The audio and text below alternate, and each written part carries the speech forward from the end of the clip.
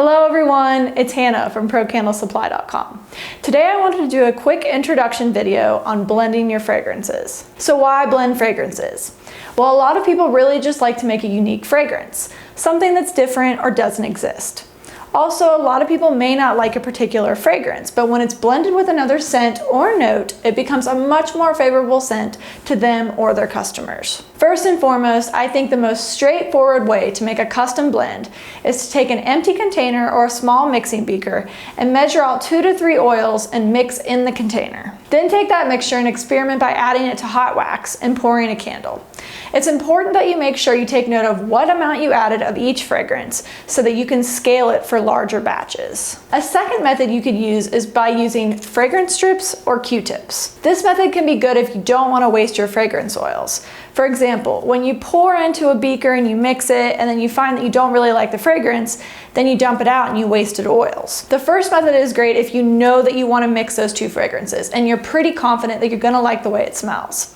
This second method is good if you're really not sure if you're going to like the fragrance or not, and this way you don't waste any oils at all. What you do with this method is take, for example, your strip or your Q-tip and dip each one in each of the fragrances you're thinking of blending, and then close them off in a small container or candle container with a lid. You're going to let it sit for a little while, and then you can open the container. Take a whiff. See if you like the way it smells. If you want a certain note to be stronger, you can add additional strips or Q-tips in that fragrance type. Make sure you write down what you placed in the container. When you use this method, it helps you determine what fragrances smell good blended together, but you'll still have to figure out the actual proportion you'll need when you make the candles. For example, if I used 3 vanilla and 2 Kentucky bourbon, that's a total of 5 parts, with 60% vanilla and 40% bourbon. I'll work out the math for you here. So now that you know this ratio, you can break down how much you need of each fragrance. For example, if I want to use 9% fragrance load and I'm making 1 pound of wax, it breaks down like this. 16 ounces of wax times 9% equals 1.44 ounces of fragrance oil.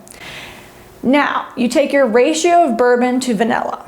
For vanilla, you figured out that you need 60% vanilla, so 0.6 times 1.44 equals 0.864 ounces of vanilla fragrance.